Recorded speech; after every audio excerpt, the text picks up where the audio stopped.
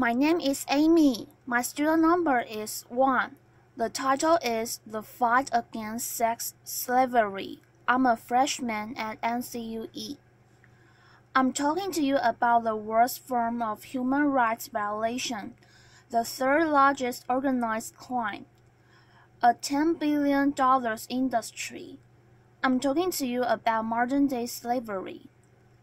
I'd like to tell you the story of these 3 children, Pranitha, Shaheen, and Anjali. Pranitha's mother was a woman in prostitution, a prostituted person. She got infected with HIV, and toward the end of her life, when she was in the final stages of AIDS, she could not prostitute, so she sold 4-year-old Pranitha to a broker. By the time we got the information we reached there, Pranitha was already raped by 3 men. Shaheen's background, I don't even know. We found her in a railway track, raped by many men. I don't know many, but the indications of that on her body was that her intestine was outside her body. And when we took her to the hospital, she needed 32 stitches to put her intestine into her body. We still don't know who her parents are, who she is.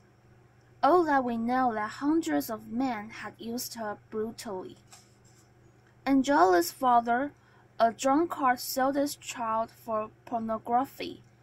You are seeing here images for 3 years, 4-year-olds, and 5-year-old children who have been trafficked for commercial sexual exploitation.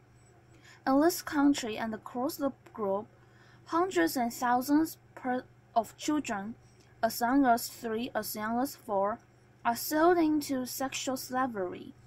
But that's not the only purpose that human beings are sold for.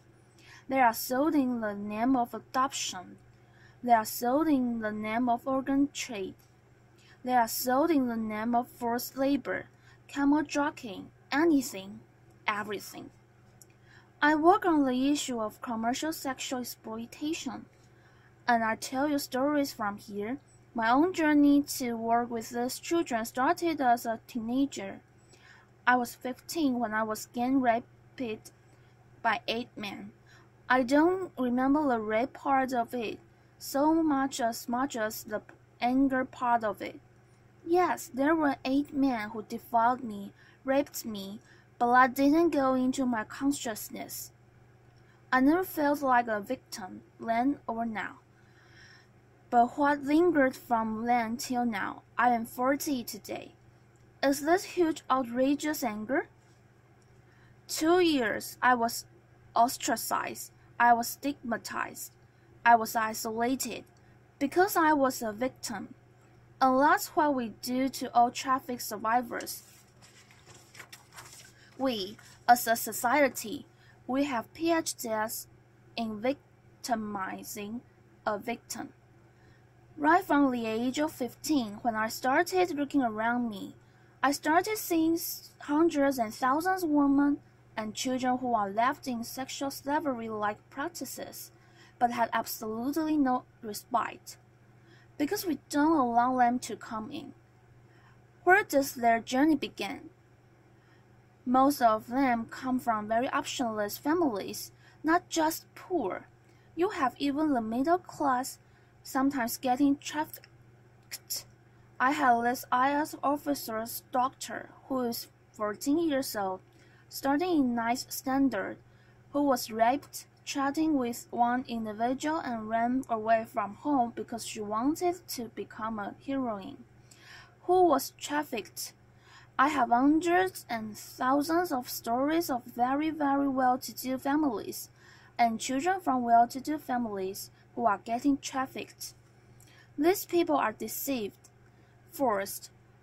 99.9% of them resist being inducted into prostitution.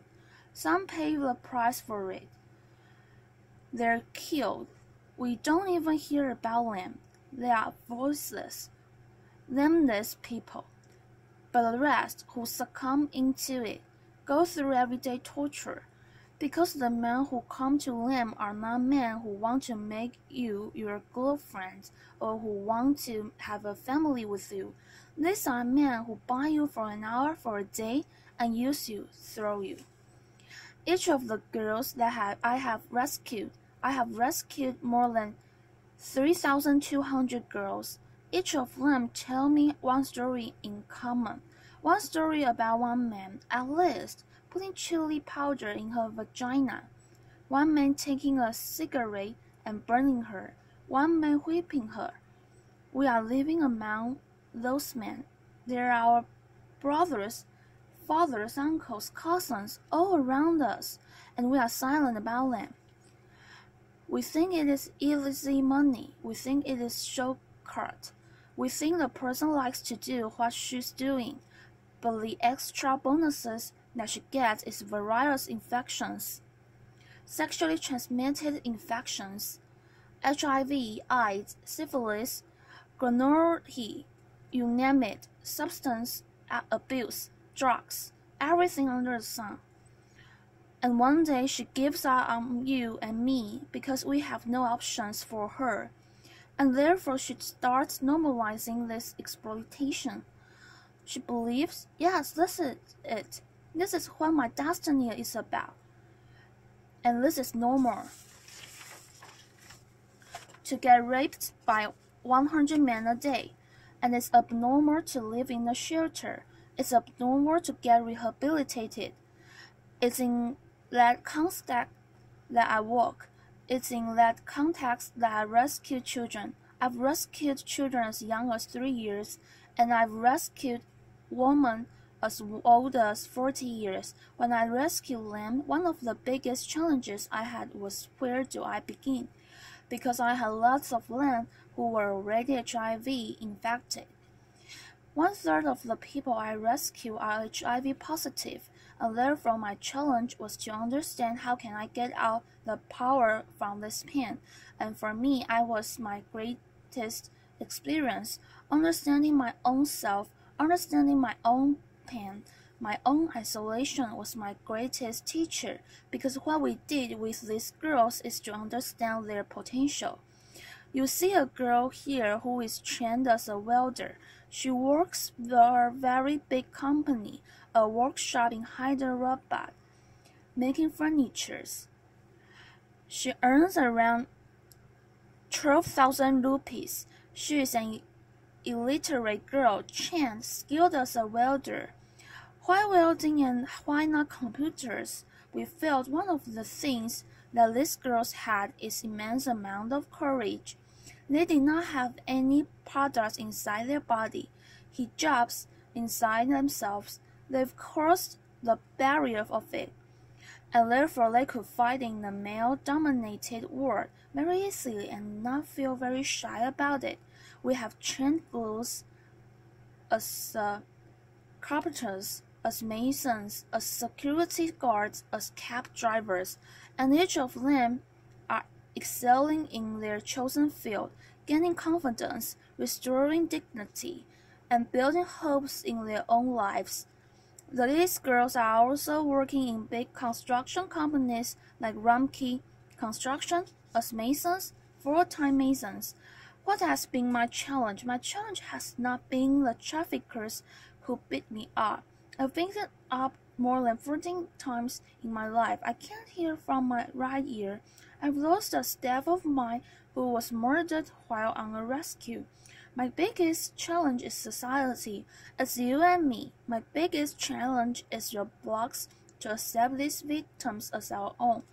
A very supportive friend of mine, a well-wisher of mine, used to give me every month 2,000 rupees for vegetables. When her mother fell sick, she said, "Sunitha, you have so much of contacts. Can you get somebody in my house to work so that she can look after your mother?"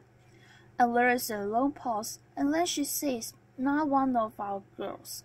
It's very fashionable to talk about human trafficking in this fantastic AC hall. It's very nice for discussion, discourse, making fields and everything. But it is not nice to bring them to our homes. It's not nice to give them employment in our factories, our companies. It's not nice for our children to study with their children. There it ends. That's my biggest challenge. If I'm here today, I'm here not only as Sunitha Krishnan. I'm here as a voice of the victims and survivors of human trafficking. They need your compassion. They need your empathy. They need much more than anything else, your acceptance. Many times when I talk to people, I keep telling them one thing. Don't tell me 100 ways how you cannot respond to this problem.